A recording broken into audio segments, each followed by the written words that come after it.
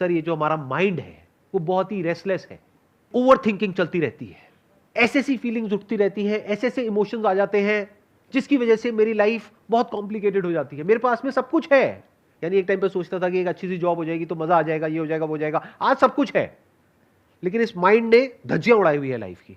ऐसा होता है? नहीं होता है। माइंड में जाकर के एंटैंगल्ड हो जाते हो ना। क्यों? कभी पूछा है अपने आप से? क्योंकि ना तो इमेजिनेशन का कोई एंड है, कहां तक इमेजिन कर सकते हो, कुछ भी इमेजिन करते रहो और इमेजिन करके डरते रहो, उसका क्या एंड है? कैसे बचोगे उससे? सोचा है कभी? देखो दो ऑप्शंस है, ध्यान से समझना। एक है कि आप बिल्कुल ही बेवकूफ हो, तो बोलते हैं इग्नोरेंस इज ब्लिस। जैसे जानवरों के लिए खुद के लिए कोई प्रॉब्लम नहीं है, अगर आपने एक जानवर को पाला है तो जिसने पाला है उसके लिए प्रॉब्लम है। जानवर तो इनोसेंट है, उसको तो अपना पेट भरने से मतलब है, जब तक खाना मिल रहा है उसको कोई दिक्कत नहीं है, रहे चले जाएगा। बहुत लोग ऐसे ही होते हैं, सोचने समझने की शक्ति नहीं है, क्योंकि सारी प्रॉब्लम तब शुरू हो जाती है जब सोचने की शक्ति तो है लेकिन सही सोचना नहीं आता है। अगर आपकी थिंकिंग झूठ पर बेस्ड है तो आपको कंट्रोल करना बहुत आसान है। कोई भी आकर के आपको कुछ भी बोल देगा और आप उसके बहकावे में आ जाओगे और आप उसके वश में हो जाओगे जब भी आपका टाइम खराब होगा तब। और टाइम कब खराब होता है? हमेशा ही खराब होता है। टाइम अच्छा कब होता है? आप में से कौन है जिसकी लाइफ में बहुत अच्छा टाइम चल रहा है? हाथ ऊपर करना जरा। ज्यादा टाइम तक रहने वाला नहीं है। सब कुछ अनित्य है, यानी सब कुछ टेम्पररी है। अच्छे के बाद बुरा आता है, बुरे के बाद अच्छा आता है, बट जो हमारी अंडरलाइंग स्टेट है वो बुरी ही होती है, क्योंकि जो मिल जाता है वहां पे ध्यान नहीं जाता है।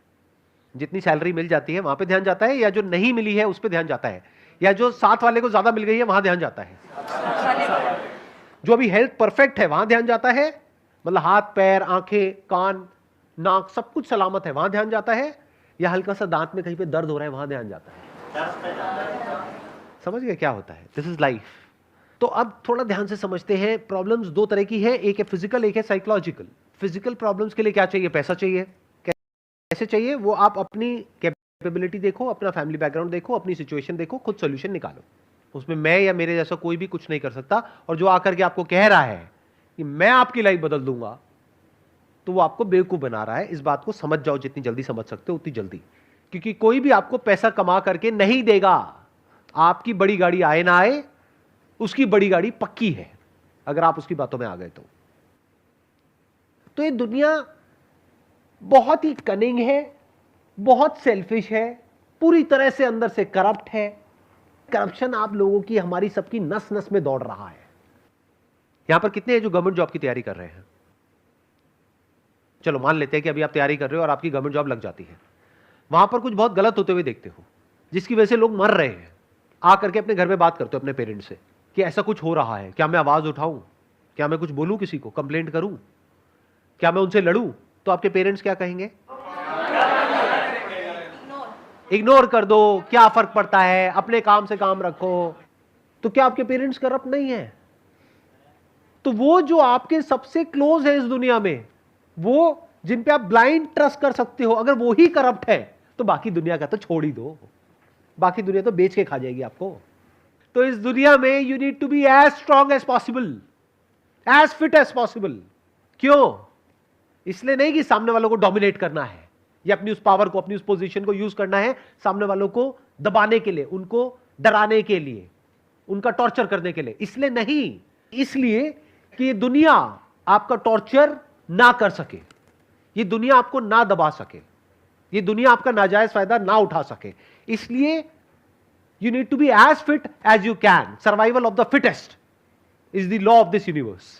अभी जैसे आपने बोला था लॉ ऑफ सर्वाइवल टेस्ट वाला, तो ये लाइन दिमाग में आती है तो ऐसा लगता है कि जैसे फिर सही गलत का सारा डिफिनेशन खत्म हो गया। क्योंकि अभी जैसे आपने एग्जांपल दिया था कि आप गवर्नमेंट जॉब कर रहे हो, वहाँ पे आप देख रहे हो कि कुछ गलत हो रहा है, लेकिन ये हमको पता है जो गलत कर रहा है वो इस टाइम पे पावरफुल आदमी है, ठीक है। तो सर फिर जब हमको ऐसा लगने लगता है कि यही है, अभी तो ये पावरफुल है, लॉ ऑफ सर्वाइवल इसके लिए काम कर रहा है क्योंकि वो उसने खुद को पावरफुल बनाया है, कोई उसको तो टॉर्चर नहीं कर सकता। तो ऐसा लगता है कि सर फिर हम भी यही सब करें जो ये कर रहा है, हम यहाँ पे पहुँचे तो हमारे लिए भी लॉ ऑफ सर्वाइवल काम करेगा। सर्वाइवल ऑफ द फिटेस्ट मतलब क्या कि आप इतने कैपेबल हो कि आप कुछ भी करके कहीं से भी कितना भी पैसा कमा सकते हो, तब आप एक्चुअल में कैपेबल हो। अगर किसी पे डिपेंड हो तो आप कैपेबल कहां हो? तब तो आप कट